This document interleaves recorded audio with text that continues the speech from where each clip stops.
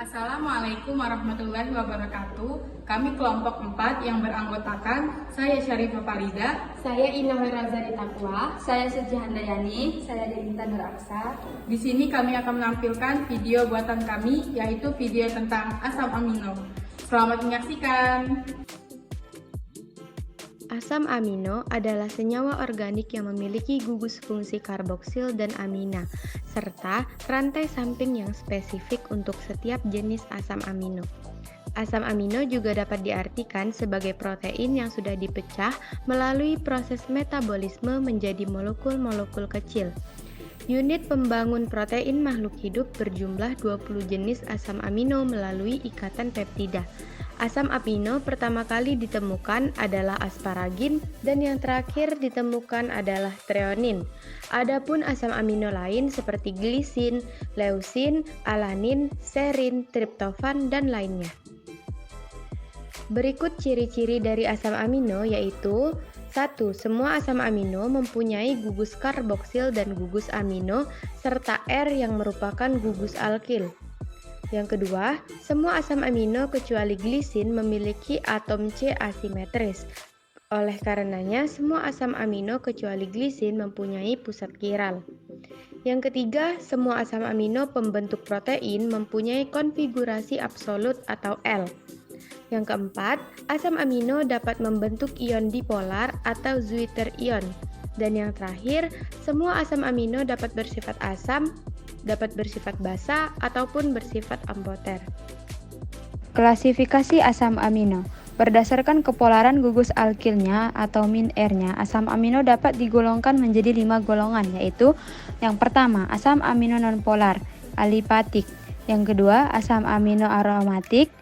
Dan yang ketiga, asam amino polar tidak bermuatan. Yang keempat, asam amino bermuatan positif. Dan yang terakhir, asam amino bermuatan negatif. Asam amino nonpolar alipatik. Gugus R golongan ini adalah hidrokarbon dan bersifat hidrofobik. Golongan ini adalah asam amino dengan gugus min R alipatik. Asam amino aromatik. Rantai asam amino ini menyerap sinar UV pada 270 sampai 280 nanometer. Asam amino polar tidak bermuatan. Gugus R-nya larut dalam air atau lebih hidrofilik dibandingkan dengan asam amino nonpolar. Karena golongan ini mengandung gugus fungsional yang dapat membentuk ikatan hidrogen dengan air. Asam amino bermuatan positif. Asam amino mengandung gugus R yang bermuatan positif pada pH 7,0 adalah lisin yang mengandung tambahan gugus amino kedua. Di posisi alipatiknya, arginin mengandung gugus guanido yang bermuatan positif dan histidin yang mengandung gugus imidazole yang mengion sedikit. Asam amino bermuatan negatif. Yang bermuatan negatif pada pH 7,0 adalah asam aspartat dan asam glutamat. Masing-masing mempunyai tambahan gugus karboksil. Ionisasi asam amino. Pada pH asam, gugus karboksil berprotanasi dan asam amino dalam membentuk kationik. Pada pH netral, gugus karboksil terdeprotanasi tetapi gugus amino terprotanasi. Pada pH basa, gugus amino netral dan asam amino dalam membentuk anionik. Asam amino membawa muatan bersih 0 pada pH isoelektrik. Pembentukan ikatan peptida, asam amino membentuk protein melalui ikatan peptida antara gugus karboksil dengan gugus amino pada asam amino lainnya. Reaksi kimia asam amino mencirikan gugus fungsional yang terikat pada asam amino, yaitu gugus karboksil, gugus amino, dan gugus alkilnya. Gugus aminonya dapat memberikan reaksi asetilasi, gugus karboksil dapat memberikan reaksi esterifikasi, dan gugus alkilnya dapat memberikan reaksi ligase, liase, oksidasi, reduksi, dan lain-lain. Beberapa reaksi khas asam amino antara lain: yang pertama ada reaksi ninhidrin.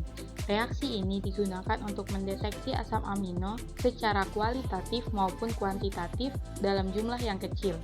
Reaksi dengan ninhidrin ini menghasilkan produk kompleks berwarna ungu pada semua asam amino yang mempunyai gugus alfa amino bebas. Berikut ini adalah gambar reaksinya. Yang kedua ada reaksi VDNB. Reaksi dengan VDNB ini menghasilkan 2,4 dinitrofenil yang dapat digunakan dalam mengidentifikasi asam amino. Reaksi ini sangat penting pada penentuan deret asam amino. Berikut gambar reaksinya.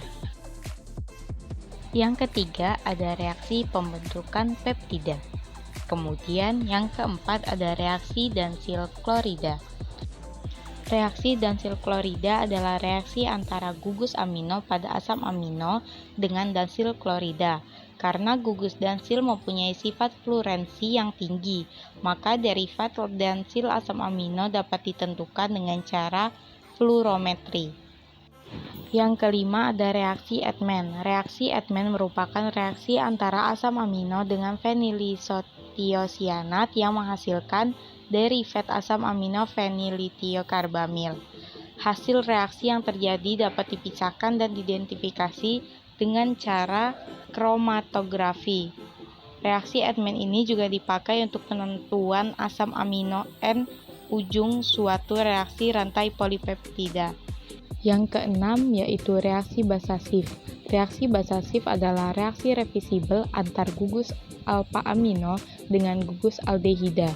Basasif biasanya terjadi sebagai senyawa antara dalam reaksi enzim antar alpha asam amino dengan substrat. Berikut adalah gambar reaksi Basasif. Yang ketujuh yaitu reaksi gugus R. Gugus SH pada sistein, hidroksifenol pada tirosin, dan gunidlum pada arginin menunjukkan reaksi khas yang biasanya terjadi pada gugus fungsi tersebut. Gugus sulfihidril pada sistein bereaksi dengan ion logam berat dan menghasilkan merkaptida. Reaksi oksidasi sistein dengan adanya ion besi memberikan hasil senyawa disulfida dan sistein. Yang terakhir yaitu reaksi Milon. Reaksi ini khusus untuk asam amino tirosin, satu-satunya asam amino yang mengandung gugus fenol. Gugus hidroksil terikat pada cincin benzena. Gugus fenol pada asam amino tirosin diinitrasi oleh asam nitrat dalam larutan. Kemudian tirosin nitrat membentuk kompleks dengan ion merkuri dalam larutan untuk membentuk larutan merah bata atau endapan tirosin nitrat. Berikut adalah gambar reaksi Milon. Selanjutnya adalah pemisahan asam amino. Untuk memisahkan, mengidentifikasi, dan mengukur secara kuantitatif jumlah tiap-tiap asam amino dalam campuran, diperlukan metode yang sensitif seperti elektroporesis dan kromatografi penukaran ion. Kedua metode ini berdasarkan perbedaan dalam tingkah laku asam basa dari asam amino yang berbeda.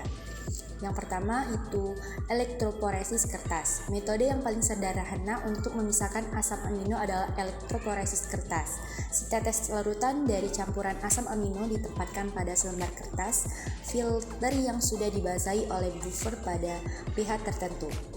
Yang kedua adalah kromatografi penukaran ion. Kromatografi penukaran ion merupakan metode yang paling banyak dipergunakan untuk memisahkan, mengidentifikasi, dan menghitung jumlah tiap-tiap asam amino di dalam suatu campuran. Metode ini memanfaatkan perbedaan dalam asam basa dari asam amino.